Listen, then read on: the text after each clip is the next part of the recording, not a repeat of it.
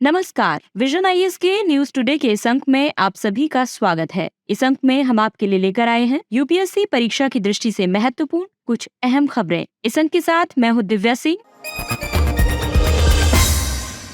आइए सबसे पहले बात करते हैं इस अंक की हेडलाइंस के बारे में। अंतर्राष्ट्रीय मुद्रा कोष ने central bank digital currency virtual handbook का पहला भाग प्रकाशित किया। 10वीं ASEAN defence minister meeting plus Jakarta Indonesia में आयोजित हुई। सिटी क्लाइमेट एक्शन प्लान प्रस्तुत किया गया। ASCI ने ग्रीन वॉशिंग मुक्त विज्ञापन सुनिश्चित करने के लिए विज्ञापन में पर्यावरणीय या ग्रीन क्लेम्स के लिए मसौदा दिशा निर्देश जारी किए। माइक्रो फाइनेंस इंडस्ट्री नेटवर्क ने माइक्रो मैटर्स मैक्रो व्यू शीर्षक से रिपोर्ट जारी की। और सैंड एंड डस्ट स्टॉर्म कृषि में शमन अनुकूलन नीति और जोखिम प्रबंधन उपायों के लिए मार्गदर्शन शीर्षक से रिपोर्ट जारी की गई। और आइए अब खबरों पर विस्तार से चर्चा करते हैं। अंतर्राष्ट्रीय मुद्रा कोष यानी IMF ने central bank digital currency CBDC virtual handbook का पहला भाग प्रकाशित किया है। ये नीति निर्माताओं और विशेषज्ञों के लिए एक रेफरेंस गाइड है जो CBDC फ्रेमवर्क के विकास में सहायता कर सकती है। 11 देशों ने पहले ही CBDCs लॉन्च कर दी हैं। दूसरी ओर लगभग 130 देश इस पर विचार कर रहे हैं। आपको बता दें कि इन 130 देशों की वैश्विक सकल घरेलू उत्पाद में 98% की हिस्सेदारी है। CBDC किसी देश के केंद्रीय बैंक द्वारा डिजिटल रूप से जारी की जाने वाली वैध मुद्रा यानी लीगल टेंडर होती है। RBI ने भी थोक और खुदरा दोनों सेगमेंट्स में प्रायोगिक आधार पर CBDC लॉन्च की है। हैंडबुक में CBDC को अपनाने के लिए केंद्रीय बैंकों के लिए कई दिशा निर्देश दिए गए हैं, जैसे कि एक गतिशील दृष्टिकोण के आधार पर निर्णय लिया जाना चाहिए। ये दृष्टिकोण तेजी से बदलती परिस्थितियों के प्रति अनुकूलनीय, दोहराने योग्य और अनुक्रियाशील होना चाहिए। CBDC के कारण प्रकट होने वाले व्यापक वित्तीय जोखिमों के बारे में स्पष्ट दृष्टिकोण अपनाना चाहिए। प्रमुख हितधारकों की पहचान की जानी चाहिए और उनके साथ जुड़ने की रणनीति तैयार करनी चाहिए। उपयोगकर्ताओं की निजता की सुरक्षा के लिए मजबूत संस्थागत, कानूनी और तकनीकी सुरक्षा उपायों को अपनाया जाना चाहिए। साथ ही एंटी मनी लॉन्ड्रिंग मानकों का अनुपालन भी सुनिश्चित किया जाना चाहिए। CBDC की जरूरत इसलिए भी है क्योंकि इससे सीमा पार भुगतान प्रणालियों के रियल टाइम और लागत प्रभावी निर्बाध एकीकरण को सक्षम किया जा सकेगा। इसके अलावा भौतिक नकदी के प्रबंधन से जुड़ी लागत कम हो जाएगी, वित्तीय समावेशन को बढ़ावा मिलेगा और एक ऐसे समाज की स्थापना होगी जहां नकदी का प्रचलन नहीं होगा। राष्ट्रीय मुद्रा में विश्वास को बनाए रखने में मदद मिलेगी और क्रिप्टो एसेट्स का प्रचलन कम हो जाएगा। हालांकि CBDC इकोसिस्टम के समक्ष काफी चुनौतियां भी हैं, जैसे कि साइबर सुरक्षा से जुड़े जोखिम, उत्पादक और ग्राहक के बीच मध्यवर्ती के रूप में बैंक की भूमिका में कमी, निजता संबंधी मुद्दे आदि। 10वीं ASEAN defence ministers meeting plus Jakarta Indonesia में हुई। ADMM प्लस को 2010 में स्थापित किया गया था। ये आसियान यानी दक्षिण पूर्व एशियाई देशों का संघ है और इसके 8 डायलॉग पार्टनर्स प्लस देशों के लिए एक मंच है। प्लस देशों में ऑस्ट्रेलिया, चीन, भारत, जापान, न्यूजीलैंड, दक्षिण कोरिया, रूस और संयुक्त राज्य अमेरिका शामिल हैं। ASEAN defence ministers meeting plus ADMM ASEAN में सर्वोच्च रक्षा सलाहकार और सहयोगी तंत्र है। इसका उद्देश्य शांति और स्थिरता के लिए सुरक्षा और रक्षा सहयोग को मजबूत करना है। भारत ने काउंटर टेररिज्म पर विशेषज्ञ कार्य समूह की सह अध्यक्षता का प्रस्ताव दिया है, जिसका ADMM प्लस ने समर्थन किया है। ये ADMM प्लस के फोकस क्षेत्रों में से एक है। भारत ने क्षेत्र में समुद्री सुरक्षा बढ़ाने के लिए ADMM प्लस के साथ परिणाम केंद्रित सहयोग के लिए भी प्रतिबद्धता जताई है। ADMM प्लस के फोकस क्षेत्र हैं समुद्री सुरक्षा, काउंटर टेररिज्म, मानवीय सहायता और आपदा राहत, शांति स्थापना अभियान, सैन्य चिकित्सा, मानवतावादी माइन एक्शन और साइबर सुरक्षा। समुद्री सुरक्षा में भारत की भूमिका की बात करें तो ये नियम आधारित व्यवस्था है। भारत ने इसे समुद्री कानून पर संयुक्त राष्ट्र अभिसमय अंक्लोज 1982 के कार्यान्वयन के जरिए सुनिश्चित किया है। ये व्यवस्था नौ परिवहन की स्वतंत्रता, निर्बाध वैध व्यापार आदि सुनिश्चित करती है। भारत शांति और स्थिरता के लिए वार्ता और कूटनीति पर जोर देता है। भारत का मानना है कि वर्तमान युग युद्ध का नहीं है। भारत लगातार निगरानी के माध्यम से समुद्री मार्गों और चोक पॉइंट्स को सुरक्षित रखता है। इसमें सैन्य अभ्यास और रक्षा सहयोग आदि शामिल हैं। उदाहरण के लिए सैन्य अभ्यास सिंगापुर भारत समुद्री द्विपक्षीय अभ्यास, जिसे सिम्बेक्स के नाम से जाना जाता है। इसके अलावा रक्षा सहयोग जैसे कि फिलीपींस को ब्रह्मोस मिसाइलों की आपूर्ति के लिए एक समझौते पर हस्ताक्षर किए गए। सिटी क्लाइमेट एक्शन प्लान प्रस्तुत किया गया। C40 सिटीज के प्रति बेंगलुरु शहर की प्रतिबद्धता के अनुरूप बेंगलुरु क्लाइमेट एक्शन प्लान प्रस्तुत किया गया। वृहत बेंगलुरु महानगर पालिका को अधिकतर निर्धारित लक्ष्यों को पूरा करने की जिम्मेदारी सौंपी गई है। BBMP बेंगलुरु का शहरी स्थानीय निकाय है। C40 दुनिया के प्रमुख शहरों के लगभग 100 महापौरों का एक वैश्विक नेटवर्क है। ये सभी जलवायु परिवर्तन के संकट का सामना करने के लिए एकजुट हुए हैं। 6 भारतीय शहर यानी कि राष्ट्रीय राजधानी क्षेत्र दिल्ली, मुंबई, चेन्नई, कोलकाता, बेंगलुरु और अहमदाबाद इस समूह के सदस्य हैं। सिटी क्लाइमेट एक्शन प्लान किसी शहर के लिए जलवायु संबंधी कार्रवाइयों की पहचान करने और उन्हें लागू करने के लिए एक फ्रेमवर्क विकसित करने की प्रक्रिया है। इसमें शमन के साथ साथ अनुकूलन संबंधी कार्रवाइयां भी शामिल हैं। सिटी क्लाइमेट एक्शन प्लान शहर की क्षमता में सुधार के लिए विकासात्मक योजनाएं भी तैयार करता है ताकि ये शहर जलवायु परिवर्तन के प्रभावों को सहन कर सके। CCAP की जरूरत इसलिए भी है क्योंकि कुल ऊर्जा खपत में से 3/4 ऊर्जा खपत के लिए शहर जिम्मेदार हैं। इसके अलावा ये दुनिया भर में लगभग 75% वैश्विक CO2 उत्सर्जन के लिए भी उत्तरदायी है। CCAP शहरी बाढ़, हीट आइलैंड, प्रदूषण आदि जैसे जलवायु संबंधी जोखिमों और संबंधित सुविधाओं की पहचान करने के लिए जरूरी है। परिवहन, ऊर्जा और अपशिष्ट प्रबंधन जैसे अलग अलग क्षेत्रों के लिए लक्ष्य और कार्य योजनाएं तय करने में इससे मदद मिल सकती है। इसके अलावा अंतर्राष्ट्रीय वित्त निगमों के मुताबिक जलवायु परिवर्तन के शमन और अनुकूलन के लिए शहरों को 2018 से 2030 के बीच कम से कम 29.4 ट्रिलियन अमेरिकी डॉलर की जरूरत होगी। सिटी क्लाइमेट से जुड़ी और भी कई महत्वपूर्ण सुर्खियां हैं, जैसे कि केंद्रीय आवासन और शहरी कार्य मंत्री ने city investments to innovate, integrate and sustain 2.0 challenge launch किया है। सिटीज कार्यक्रम स्मार्ट सिटीज मिशन का एक उपघटक है। यह आवासन और शहरी कार्य मंत्रालय, एजेंसी फ्रेंकोइज डी डेवलपमेंट, क्रेडिटान स्टाल्ट फॉर विडेरेफ बाओ, यूरोपीय संघ और national institute of urban affairs का एक संयुक्त कार्यक्रम है। सिटीज 2.0 कार्यक्रम के तहत प्रतिस्पर्धा के जरिए चयनित ऐसी परियोजनाओं को सहायता प्रदान की जाएगी जो चक्रीय अर्थव्यवस्था को बढ़ावा देती हैं। इन परियोजनाओं में जिन 4 चीजों पर ध्यान केंद्रित किया जाएगा उनमें प्रमुख है शहरी स्तर पर एकीकृत अपशिष्ट प्रबंधन, राज्य स्तर पर जलवायु केंद्रित सुधार कार्य और राष्ट्रीय स्तर पर संस्थागत मजबूती और ज्ञान का प्रसार।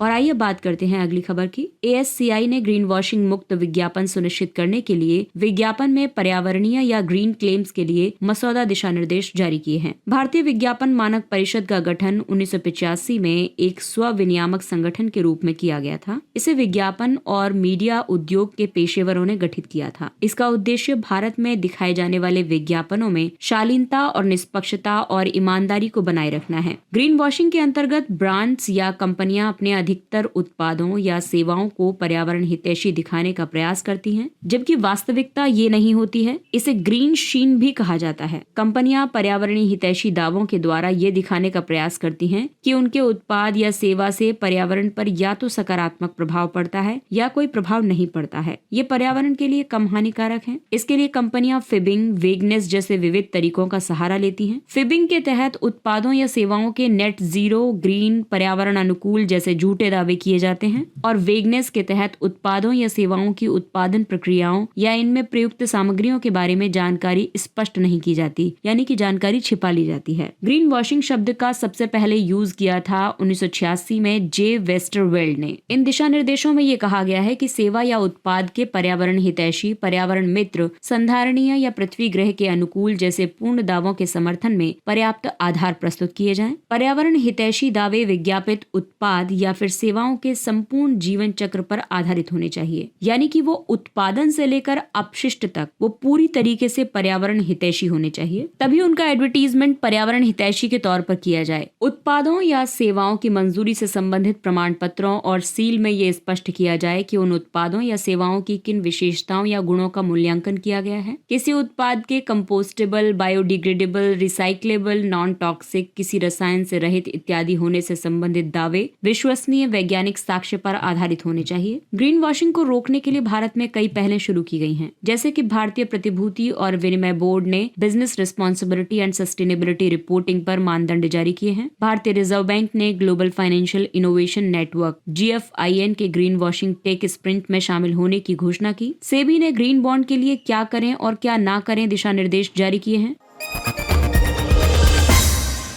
माइक्रो फाइनेंस इंडस्ट्री नेटवर्क ने माइक्रो मैटर्स मैक्रो व्यू शीर्षक से रिपोर्ट जारी की। MFIN गैर बैंकिंग वित्तीय कंपनी सूक्ष्म वित्त संस्थानों का एक संघ है। इसे 2009 में स्थापित किया गया था। ये देश के सूक्ष्म वित्त संस्थानों का शीर्ष निकाय है। इस रिपोर्ट में कई मुख्य बिंदुओं पर प्रकाश डाला गया है, जैसे कि NBFC माइक्रो फाइनेंस इंस्टीट्यूशंस अन्य विनियमित संस्थाओं की तुलना में ज्यादा मात्रा में सूक्ष्म वित्त प्रदान करते हैं। माइक्रो फाइनेंस इंस्टीट्यूट्स की सकल गैर निष्पादित परिसंपत्तियों यानी NPAs में गिरावट आई है। ये वित्त वर्ष 2022 के 5.6% से घटकर वित्त वर्ष 2023 में 2.7% पर आ गई है, यानी लगभग 50% की गिरावट आई है। सूक्ष्म वित्त प्रदायगी में पूर्वी और पूर्वोत्तर राज्यों की हिस्सेदारी में कमी दर्ज की गई है। इनकी हिस्सेदारी पिछले साल 37.7% थी, जो इस वर्ष घटकर 34.9% रह गई है। माइक्रो फाइनेंस का मतलब है निम्न आय वाले ऐसे व्यक्ति या फिर समूह जो कि वित्तीय सेवाएं प्रदान करते हैं, जो आमतौर पर किसी कारणवश पारंपरिक बैंकिंग प्रणाली से लाभान्वित नहीं हुए हैं। भारत में सूक्ष्म वित्त का महत्व इसलिए भी है क्योंकि ये वित्तीय समावेशन में काफी मददगार होते हैं। ये आबादी के उस खंड को औपचारिक वित्तीय प्रणाली के तहत लाने में सहायता करता है जो बैंकिंग सेवाओं से वंचित हैं या जिन्हें बहुत कम बैंकिंग सेवाएं प्राप्त हुई हैं। महिला सशक्तिकरण, महिलाओं की एक उल्लेखनीय आबादी सूक्ष्म वित्त के तहत उधार ले रही है। इसके अलावा गरीबी उन्मूलन गरीब लोगों को आय सृजन गतिविधियां संचालित करने के लिए ऋण उपलब्ध कराता है। ये गरीबी के चक्र को समाप्त करते हुए आर्थिक गतिशीलता लाने में सहायक है। साथ ही सामुदायिक विकास के तहत स्वयं सहायता समूहों और समुदाय आधारित दृष्टिकोणों के माध्यम से सूक्ष्म वित्त ने सामाजिक एकजुटता या सामुदायिक विकास को सुविधाजनक बनाया है। माइक्रो फाइनेंस इंस्टीट्यूशंस के समक्ष काफी चुनौतियां भी मौजूद हैं, जैसे कि इनकी पहुंच कम लोगों तक है। माइक्रो फाइनेंस इंस्टीट्यूशंस की उच्च ब्याज दर होती है। ये शहरी गरीबों की अनदेखी करते हैं क्योंकि ये ज्यादातर ग्रामीण क्षेत्रों में गरीबों के लिए ऋण उपलब्ध कराते हैं। अतिदेय यानी ओवरड्यू ऋणों का लगातार बकाया रहना भी इनके लिए एक प्रमुख चुनौती है और इसीलिए भारत में सूक्ष्म वित्त के लिए कई सरकारी पहलें शुरू की गई, जैसे कि self help groups bank linkage कार्यक्रम। इस कार्यक्रम का लक्ष्य सेल्फ हेल्प ग्रुप्स को दिए जाने वाले ऋण की मात्रा को बढ़ाना है। साथ ही उनके ऋण पैटर्न को गैर आय सृजन गतिविधियों से उत्पादन आधारित गतिविधियों में बदलना भी इसके लक्ष्यों में शामिल है। इसके अलावा ई शक्ति कार्यक्रम, जिसका लक्ष्य अलग अलग सेल्फ हेल्प ग्रुप्स के खातों को डिजिटल बनाते हुए इन समूहों के सदस्यों को वित्तीय समावेशन के दायरे में लाना है। PM स्वनिधि एक सूक्ष्म ऋण प्रदान करने वाली योजना है। इसके तहत स्ट्रीट वेंडर्स को किफायती कार्यशील पूंजी ऋण प्रदान किया जाता है।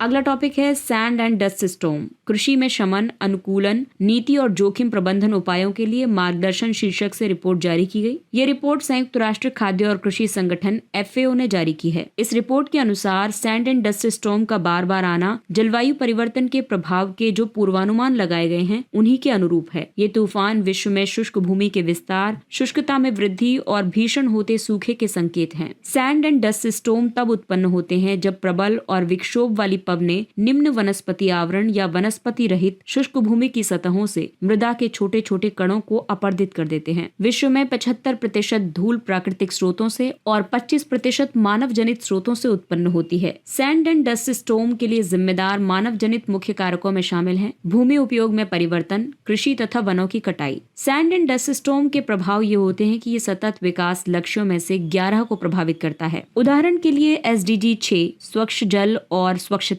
इसको प्राप्त करने की दिशा में प्रगति बाधित हो रही है क्योंकि धूल जमा होने से जल की गुणवत्ता में गिरावट आती है। ग्लेशियर पर धूल जमा होने से इस पर उष्णता का प्रभाव बढ़ जाता है। इससे बर्फ के पिघलने की दर बढ़ जाती है। सैंड ब्लास्टिंग की वजह से पौधे टूट जाते हैं, धूल में दब जाते हैं और पौधों की जड़ें बाहर दिखने लगती हैं। इससे कृषि उपज में कम हो जाती है। सैंड ब्लास्टिंग अति महीन कणों का मृदा की ऊपरी परत पर उच्च वेग से गिरना है। इससे मृदा या सतह की ऊपरी परत का अपरदन हो जाता है। इसीलिए इस रिपोर्ट में ये सिफारिशें की गई हैं कि भूमि और जल का संधारणीय प्रबंधन सुनिश्चित करना चाहिए। मृदा के स्थिरीकरण के लिए संरचनात्मक उपाय किए जाने चाहिए। इन उपायों में पवन अवरोधक का निर्माण, कृषि वानिकी को बढ़ावा और वनीकरण शामिल है। इसके अलावा जोखिम या प्रभाव मूल्यांकन किया जाना चाहिए और सैंड एंड डस्ट स्टॉर्म से प्रभावित क्षेत्रों की मैपिंग करनी चाहिए। जोखिम प्रबंधन गवर्नेंस को मजबूत करना चाहिए। साथ ही SDS के जोखिम को कम करने के लिए उपायों में निवेश करना चाहिए और वित्त पोषण को बढ़ाना चाहिए। सैंड एंड डस्ट स्टॉर्म की आवृत्ति को कम करने के लिए शुरू की गई पहलें हैं। वैश्विक पहल संयुक्त राष्ट्र मरुस्थलीकरण रोकथाम अभिसमय 1994 को अपनाया गया था। इसे 1996 में लागू किया गया था। 2019 में यूएनसीसीडी के पक्षकारों के 14वें सम्मेलन में United Nations coalition on combating SDS पहल शुरू की गई थी। विश्व मौसम विज्ञान संगठन ने सैंड एंड डस्ट स्टॉर्म परियोजना शुरू की है।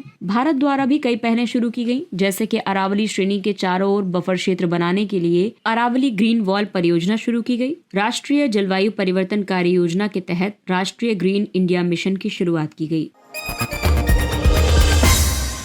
और आइए अब बात करते हैं कुछ अन्य महत्वपूर्ण सुर्खियों के बारे में। अमेरिका चीन जलवायु समझौता। अमेरिका और चीन ने जलवायु संकट से निपटने में सहयोग करने की घोषणा की है। आपको बता दें कि अमेरिका और चीन संयुक्त रूप से 38% वैश्विक ग्रीन हाउस गैस उत्सर्जन के लिए जिम्मेदार हैं। दोनों पक्षों ने नवीकरणीय ऊर्जा से संबंधित G20 लीडर्स घोषणा पत्र का समर्थन करने पर सहमति व्यक्त की है। इसमें वैश्विक नवीकरणीय ऊर्जा क्षमता को बढ़ाकर 2030 तक 3 गुना करने के लिए प्रयास करने की बात की गई है। दोनों देशों ने अपने अगले राष्ट्रीय जलवायु संकल्पों में मीथेन और नाइट्रस ऑक्साइड सहित सभी ग्रीन हाउस गैस उत्सर्जन में कटौती के लक्ष्य निर्धारित करने पर भी सहमति व्यक्त की है। अमेरिका और चीन दोनों पक्षों ने 2030 तक carbon capture, utilization and storage से संबंधित कम से कम 5 बड़ी सहकारी परियोजनाओं को बढ़ावा देने का लक्ष्य रखा है।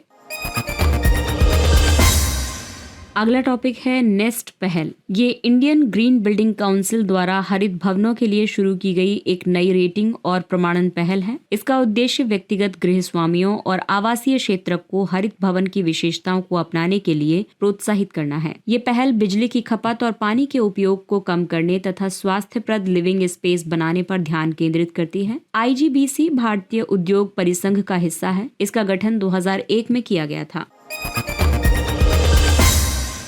Gamma ray burst. एक नए अध्ययन के मुताबिक GRBs यानी गामा रे बर्स्ट में ओजोन परत का अस्थायी रूप से क्षरण करने की क्षमता है। गामा रे बर्स्ट ज्ञात ब्रह्मांड में सबसे शक्तिशाली और भयंकर विस्फोट है। ये बहुत कम समय वाले उच्च ऊर्जा युक्त प्रकाश पुंज हैं। ये ब्लैक होल के निर्माण और न्यूट्रॉन तारों के बीच टक्कर जैसी विस्फोटक परिघटनाओं के परिणाम स्वरूप उत्पन्न होते हैं। जब कोई गामा रे बर्स्ट उत्पन्न होता है तो ये अवलोकन योग्य ब्रह्मांड में विद्युत चुंबकीय विकिरण का सबसे चमकीला स्रोत बन जाता है। गामा रे बर्स्ट आयन मंडल के निचले भाग में अणुओं को आयनित करने के लिए भी जाने जाते हैं। साथ ही ये संपूर्ण आयन मंडल को भी प्रभावित कर सकते हैं।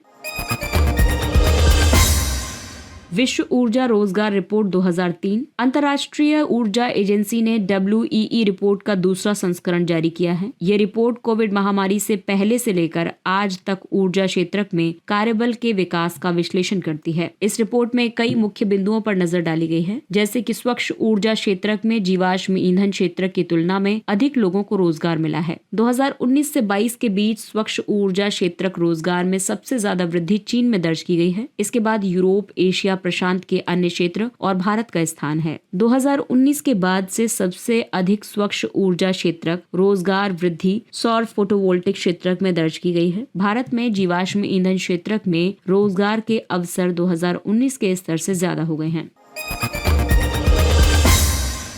Exobiology extent life surveyor. NASA EELS का परीक्षण कर रहा है। ये सांप के आकार वाला भविष्य का एक रोबोट है। ये एक बहुउद्देशीय रोबोट है। ये स्वायत्त रूप से पहले से दुर्गम रहे स्थलों का मानचित्र तैयार करेगा, उनके भीतर जाएगा और उनका अन्वेषण करेगा। ये घूर्णन करने वाले 10 समान सेगमेंट से बना हुआ है। ये प्रोपल्शन, आगे की ओर बढ़ने और ग्रिप बनाने के लिए स्क्रू थ्रेड्स का उपयोग करता है। यह अनिश्चित और अज्ञात परिस्थितियों में स्वयं निर्णय लेने में सक्षम है। ये स्टीरियो कैमरे और लिडार का उपयोग करके अपने आसपास का 3D मानचित्र बना सकता है।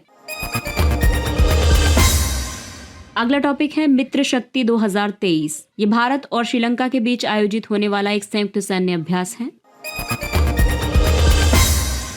अगला टॉपिक है 25 वर्षीय नियम। इसरो ने पुष्टि की है कि LVM-3M4 प्रक्षेपण यान के क्रायोजेनिक ऊपरी चरण ने अनियंत्रित होकर पृथ्वी के वायुमंडल में दोबारा प्रवेश कर लिया है। हालांकि ये पुनः प्रवेश inter agency space debris coordination committee के 25 वर्षीय नियम के अनुरूप है। आपको बता दें कि LVM-3M4 3 चरण वाला प्रक्षेपण यान है। इस यान का इस्तेमाल चंद्रयान 3 के प्रक्षेपण में किया गया था। 25 वर्षीय नियम IADC ने बनाया है। इस नियम के अनुसार अनुसार उपग्रहों और कक्षीय चरणों को मिशन के पूरा होने के 25 वर्षों के भीतर पृथ्वी के वायुमंडल में दोबारा प्रवेश कराना अनिवार्य है। 25 वर्ष की अवधि निम्न भूकक्षा में स्थापित उपग्रह के लिए है। दोबारा प्रवेश से पहले उपग्रह आदि को निष्क्रिय किया जाता है। इसमें विस्फोट से बचने के लिए कक्षीय चरण के सभी गुप्त ऊर्जा भंडार समाप्त कर दिए जाते हैं। अगला टॉपिक है योगिनियां। इंडिया प्राइड प्रोजेक्ट के तहत योगिनी चामुंडा और गोमुखी की मूर्तियां यूनाइटेड किंगडम से भारत वापस लाई गईं। इन्हें उत्तर प्रदेश के लोखरी के 8वीं सदी ईस्वी में निर्मित प्राचीन मंदिर से चुराया गया था। योगिनियां पूजा की तांत्रिक पद्धति से संबंधित शक्तिशाली देवियों का एक समूह है। इन देवियों की 64 के समूह के रूप में पूजा की जाती है। 64 योगिनियां 64 कलाओं, रतिबंध, भैरव, नायिका और मनुष्य की भावनाओं से जुड़ी हुई हैं। प्रसिद्ध योगिनी मंदिरों में ओडिशा का 64 योगिनी मंदिर और मध्य प्रदेश का खजुराहो मंदिर परिसर शामिल है। और आइए अब बात करते हैं सुर्खियों में रहे स्थल के बारे में। गिनी की खाड़ी। भारतीय नौसेना ने गिनी की खाड़ी में समुद्री डकैती रोधी गश्ती अभियान का सफलतापूर्वक संचालन किया। ये खाड़ी पूर्वी उष्णकटिबंधीय अटलांटिक महासागर और अफ्रीका के पश्चिमी तट पर अवस्थित है। इसकी तटरेखा का विस्तार उत्तर में सेनेगल से दक्षिण में अंगोला तक है। इसमें 17 देश शामिल हैं। नाइजर और वोल्टा जैसी मुख्य नदियां इस खाड़ी में गिरती हैं। गिनी की खाड़ी की तटरेखा अफ्रीकी विवर्तनिक प्लेटों के पश्चिमी किनारे का हिस्सा है। ये क्षेत्र अपनी प्राकृतिक संसाधनों, तेल, प्राकृतिक गैस और खनिजों के लिए भी जाना जाता है।